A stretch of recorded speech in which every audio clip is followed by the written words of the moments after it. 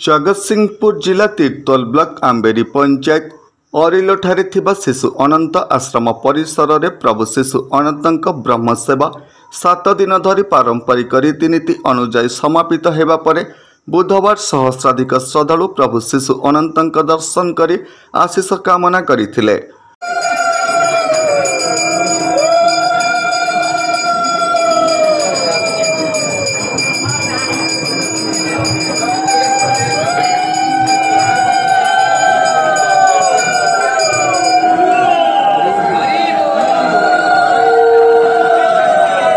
प्रकाशयोग्य प्रतिवर्ष भली चलित वर्ष शिशु अनंत आश्रम परिसर रे पवित्र अक्षय तृतीया ठारू 56तम वार्षिक चतुर्दशी मेलार शुभारंभ होइतिला बेले पूर्णिमा अवसर रे आनंद उल्लास मध्य यज्ञर पूर्णाहुति समापित होइतिला। नमस्कार, मु लिपिका आपण मानको स्वागत करछि नुआ रूपरे होली टीवी ओडिया सहित जोड़िया पय आपण माने लाइक करंतु, सब्सक्राइब करंतु, शेयर करंतु।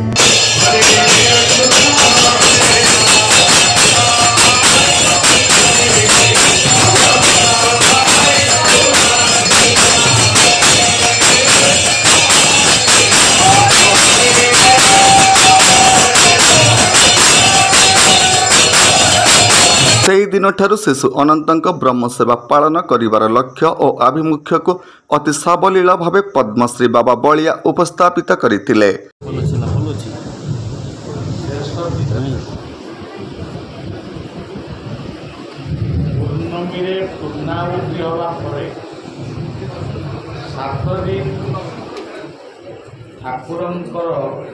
ब्रह्मसेवा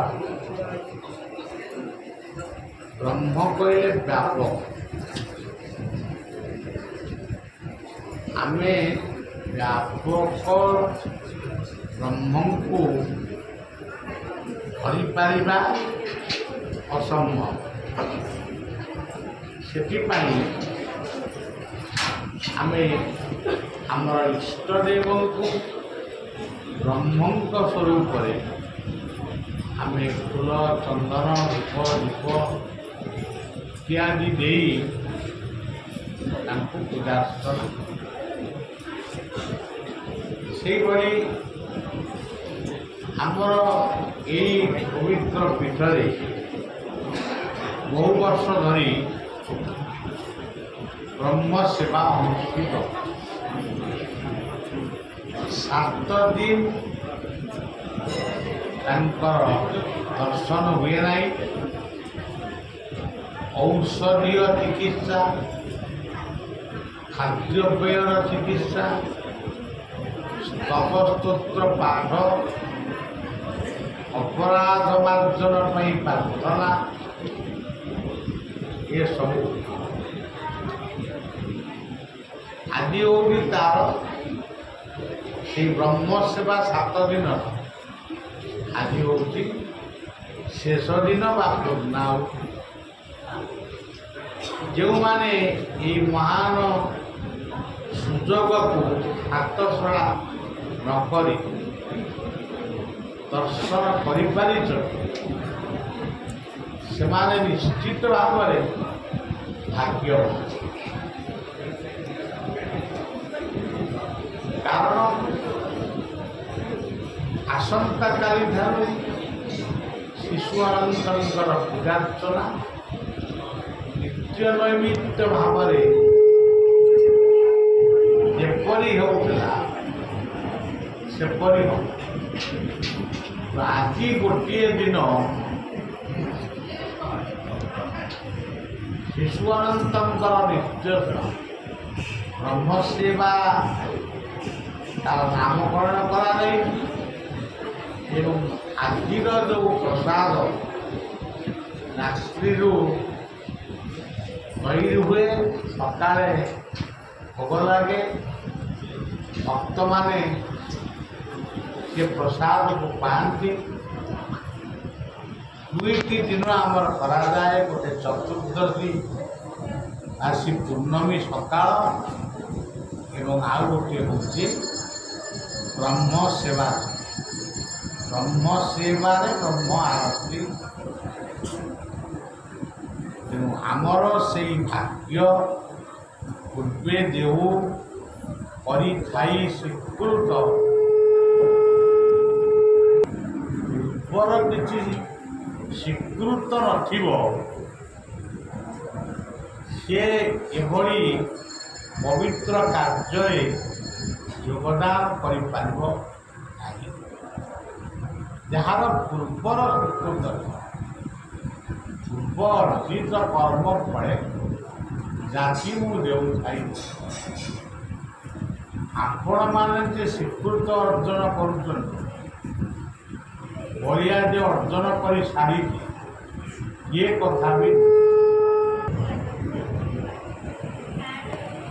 କାରଣ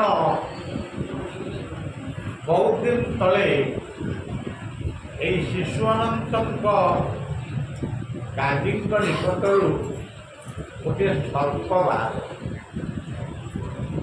ସେ ସର୍ପଟି ଯେଉଁଠି ରୋଷଘର ଥିଲା ସେ ରୋଷ ଚୁଲି ଭିତରେ ରହିଲା। ସକାଳୁ ଯେତେବେଳେ ରୋଷ ଚୁଲାଟି ସଫା ହେଲା ସେ ସାପଟିକି ସେମାନେ ଦେଖିଲେ ଏବଂ ଡରିଲେ। ସେ ସର୍ପଙ୍କୁ ଦର୍ଶନ କରିବା ପାଇଁ ଆମ ଗାଁର ଏବଂ ଆଖପାଖ ଗାଁର କି ବହୁତ ଲୋକ ନହେଲେ ବି କିଛି ଲୋକ ଆସେ। ସମସ୍ତେ ତାଙ୍କୁ ଦେଖୁଥାଏ। ତାଙ୍କ ମୁଣ୍ଡରେ ଗୋଟିଏ କଠଉ ଥାଏ, ପାଟିରେ ଗୋଟିଏ ତୁଳସୀ ଥାଏ। ଏଇଭଳିଆ ଅବସ୍ଥାରେ ତାଙ୍କୁ ଦର୍ଶନ କରୁ।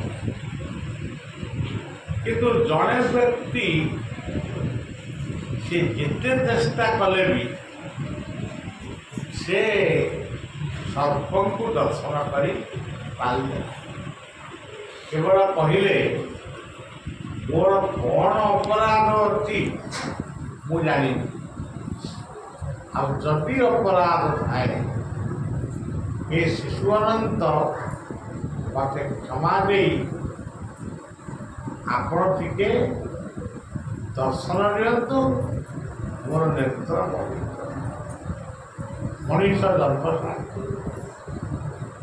ଏତିକି କହି ଯେତେବେଳେ ସେ ଶାସ୍ତାଙ୍ଗ ଦଣ୍ଡବତ କରିଛନ୍ତି ସେତେବେଳେ ସର୍ପଟି ସେଇ ଜାଗାରୁ ଗୋଟିଏ ଡିଆଁ ଦେଲା ଯାଇ ଗାନ୍ଧୀଙ୍କର ପଶ୍ଚିମ ଦ୍ୱାର। ଆଜି ବି ସେ ଗର୍ତ୍ତ ଅଛି। ସେଦିନର ଗର୍ତ୍ତ ନଥିଲେ ବି ଆମେ ତାକୁ ରଖିଛୁ। ସେ ଗର୍ତ୍ତ ଭିତରେ ପ୍ରବେଶ। ତେଣୁ ଏଇ ହେଉଛି ତାଙ୍କର ମହିମା। ପଳି ଇଏ ଯୁଗରେ ତାଙ୍କର ମହିମା ପ୍ରକାଶ ହେବ। ତିର୍ତ୍ତୋଲରୁ ସତ୍ୟପ୍ରକାଶ ମହାନ୍ତିଙ୍କ ରିପୋର୍ଟ, ହୋଲି ଟିଭି ଓଡ଼ିଆ।